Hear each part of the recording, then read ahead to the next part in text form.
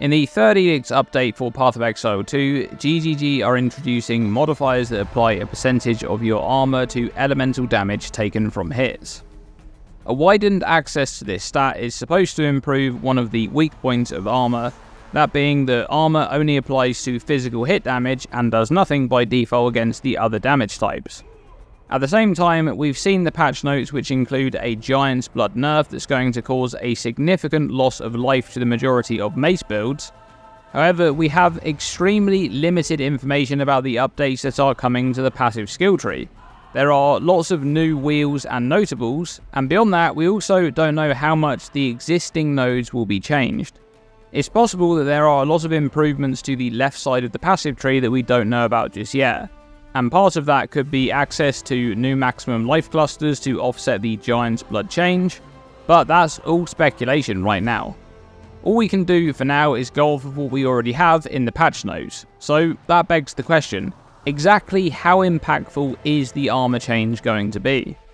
Well, one thing to note immediately is that it appears that a large amount of the access to maximum elemental resistances is being removed or replaced in favour of armour applying to elemental damage. For example, the Smith of Kitava's maximum fire resistance node is being replaced by a node that applies armour to elemental damage.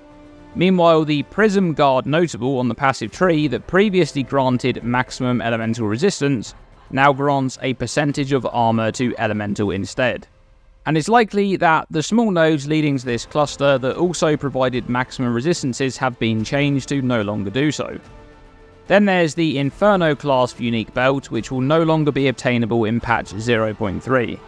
So overall, it seems that the access to maximum elemental resistances is being significantly toned down in favour of more access to armour applying to elemental damage, which will have one major impact on left side builds, that being that elemental damage over time is more dangerous as a result because armor cannot apply to it.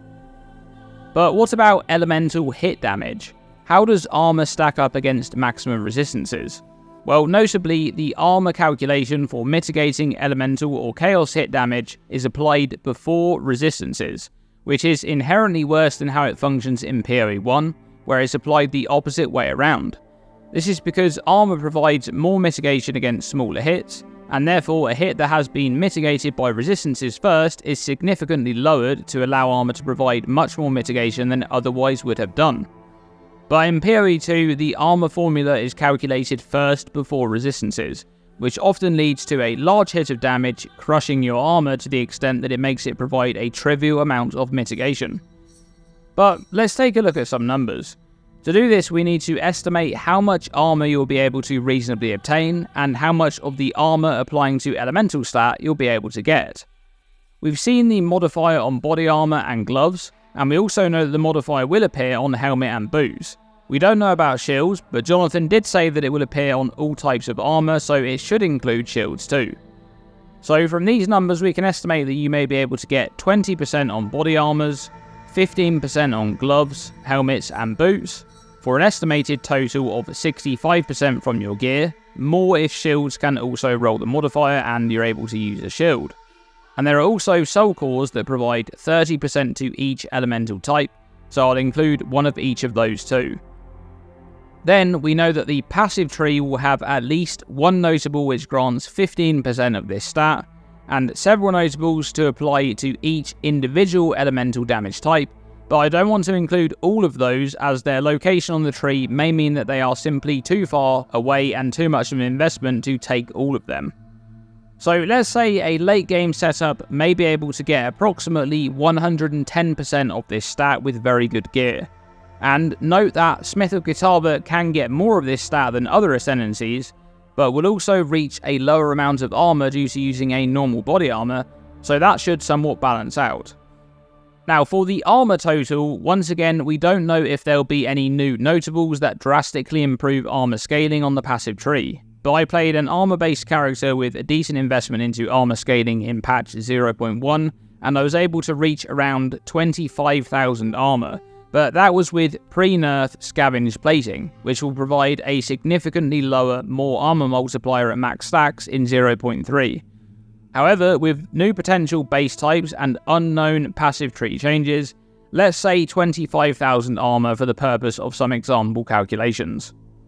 Now, monster elemental damage is balanced around an expected resistance of at least 75%, so it's typically much higher from monster hits compared to physical damage. For example, the casters that drop fire meteors in Act 2. During my testing with Veil of the Night, which sets your elemental resistances to 0, I took approximately 8,000 fire damage from one of these meteors from a normal white monster in a tier 15 map with no damage modifiers, almost one-shotting my 8,500 life character. So let's begin there. A character with 25,000 armor and 110% of armor applying to elemental damage would first mitigate an 8,000 fire damage hit by about 25% with armor, lowering the damage down to 5,953 prior to resistances. Then with 75% resistance, the character would take 1,488 fire damage after both layers of mitigation. That's the same amount of mitigation that you would have gained from having about 81% fire resistance. So in this scenario, the armor application has prevented the equivalent of 6 additional maximum fire resistance. However, the Meteor ability on this monster is a long wind-up skill that deals a lot more damage compared to other, faster monster skills. So what about a hit of 5,000 elemental damage? This time, the armor would mitigate about 35% of the damage, lowering it to 3,226, and then the 75% resistance would go to work, and the character would take 807 damage. In this example, the mitigation provided by armor is the equivalent of an additional 9% maximum resistance. And you can see that as the hits of elemental damage decrease in size, the effectiveness of this modifier goes up massively. And that's where we need to discuss one of the strongest applications of this modifier in normal gameplay, and that's against damage as extra elemental map modifiers, monster skills that convert a portion of physical damage to elemental, and when used alongside damage taken as modifiers. This is because the armor formula is applied separately to each damage type. For example, let's say a monster has an attack ability that converts 30% of its physical damage to fire damage, and this monster is encountered in a map with a modifier that makes monsters gain a percentage of damage as extra lightning damage. Instead of the armor formula being applied once to reduce the damage of the hit, it's applied separately to each damage type. The full armor calculation is naturally applied to the physical portion of the hit, and armor is also applied to the fire damage and the lightning damage in 3 separate calculations. This means that it's typically much more effective in these scenarios, because the damage is split into multiple different types, and armor is much more effective against the resulting smaller portions of damage. And really, this is where I see this modifier shining, is when you're deep into maps running several dangerous modifiers, which will often include damage as extra modifiers. Characters with good investment into armor and armor applying to elemental will really be able to trivialize these types of modifiers. For example, the calculation from earlier with the fire damage meteor that deals 8,000 damage. If the map had this modifier that grants monsters 26% of damage as extra lightning, the meteor would deal 8,000 fire damage and 2,080 lightning damage.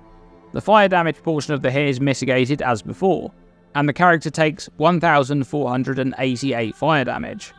However, the lightning damage portion of the hit is mitigated considerably by the armor calculation, lowering the damage to 896 before resistances, and the character takes 224 lightning damage after both layers of mitigation. Keep in mind that this is quite a large base hit of damage. The majority of hits encountered in maps will be lower than this, and therefore the extra damage gained from these types of map modifiers will also be lower, so armor will mitigate a higher percentage of the extra damage as long as it's a different type from the base hit. And that's an important thing to mention here. If the extra damage was fire damage in this scenario, all of the damage in the hit would be fire, and therefore armor would only be applied once to the full hit, and it would provide much less mitigation because of the larger hit. Now, overall, the armor applying to elemental stat can provide a decent amount of mitigation against small to moderate sized hits, but it essentially just makes armor better at what it was already good at doing, which is protecting you against chip damage. And based on what we've seen of the passive tree changes, it appears that some of the maximum resistance scaling has been replaced by this stat, and aside from elemental penetration, the armor applying to elemental stat is almost always inferior to maximum resistances, because whilst it may provide more mitigation against smaller hits, those are not the hits that are going to kill you. Against the larger hits, the max res is a lot more favourable because it provides a constant level of reduction, not to mention the fact that armor does nothing against elemental damage over time. At low levels of investment, the armor applying to elemental stat will provide almost unnoticeable levels of mitigation, but with good investment you should be able to fill the improved mitigation, especially during mapping. But how much investment will it take, and will it be worth it in the end? That's a question I feel will be answered in the coming weeks after 0.3 has launched. However, the real problem with armor that wasn't mentioned in the reveal or addressed in the patch notes is that it's simply not good enough to protect you against some of the overtuned physical hits deep into mapping. This could be solved by an improved access to additional physical damage reduction, or a slightly improved armor formula, or base types with higher base armor values, or ideally a combination of these changes. An improvement to life scaling wouldn't go amiss either.